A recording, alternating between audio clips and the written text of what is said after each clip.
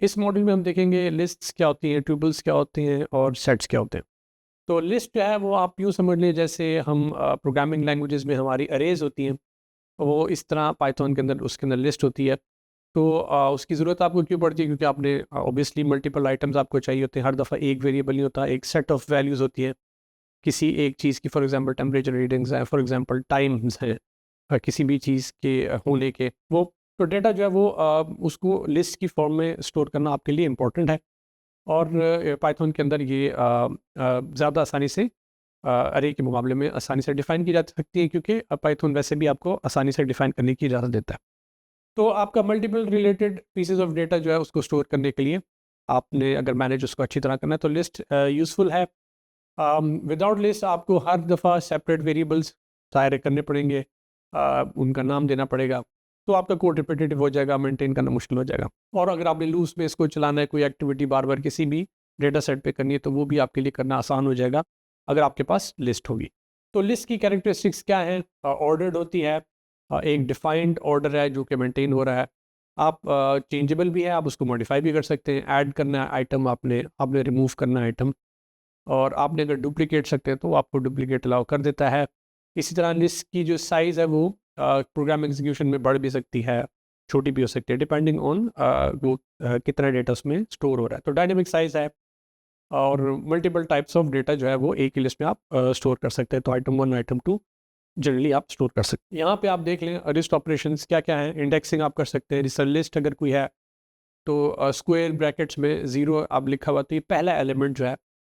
List -1 जो है, अगर आपके पास स्क्वायर ब्रैकेट्स में लिखा हुआ है, तो वो आप जो आखिरी आपका वैल्यू है लिस्ट के अंदर, अगर 5 फॉर एग्जांपल एलिमेंट्स हैं, तो आखिरी जो है वो अगर आप -1 कर दें तो आप वहाँ से स्टार्ट करते हैं, तो वो -1 की वैल्यू है। तो अगर आपकी लिस्ट 1 से 5 तक है तो 1 2 3 4 5, जो 1 है वो लिस्ट 0 एलिमेंट है, और जो 5 है वो लिस्ट 5 एलिमेंट है स्क्वायर ब्रैकेट्स में।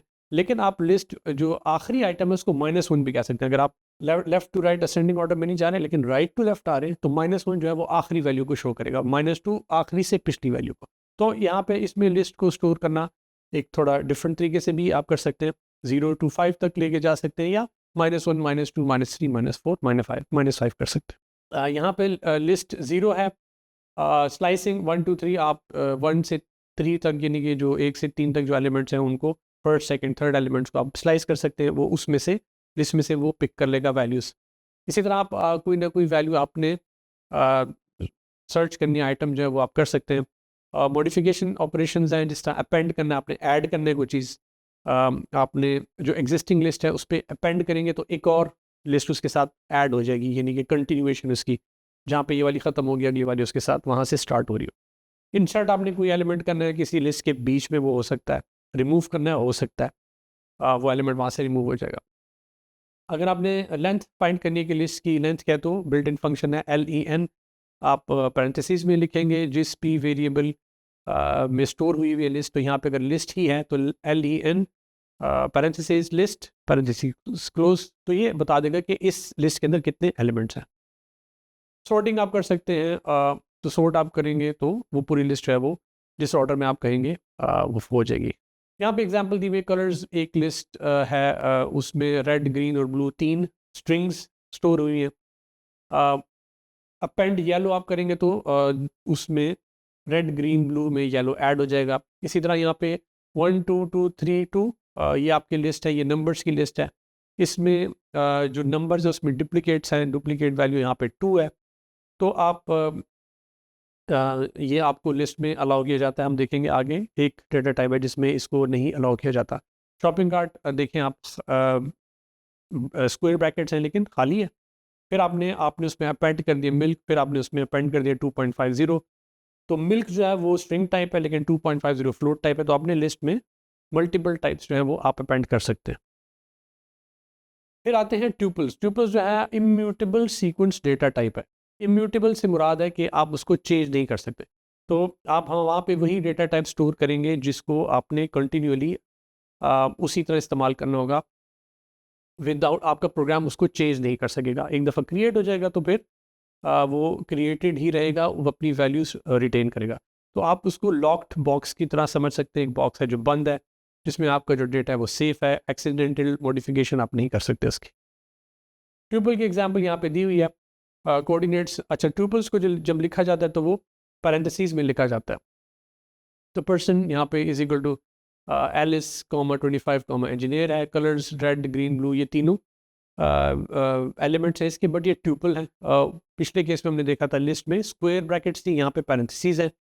आप प्रिंट करें point F semicolon F inverted commas point जो है ये एफ स्ट्रिंग यहाँ से स्टार्ट, जब आप डबल इन्वर्टेड कॉमर्स एफ के साथ लिखते हैं तो यहाँ से स्ट्रिंग स्टार्ट हो जाती है। तो ये पॉइंट जो है ये एज सच लिखा जाएगा। जब प्रिंट कमांड आप रन करेंगे तो पॉइंट POINT आउटपुट में आएगा। उसके बाद यहाँ पे आप देख रहे हैं जो कोऑर्डिनेट्स लिखे गए हैं वो वैल्यूज़ जो ऊपर आपने डिफाइन किए हैं ट्यूपल्स की, वो वहाँ से पिक करके आएगा। तो यहाँ पे राइट साइड पे जो आउटपुट शो हो रही है उसमें पॉइंट में 10, 20 ये ट्यूपल की वैल्यू शो हो रही है।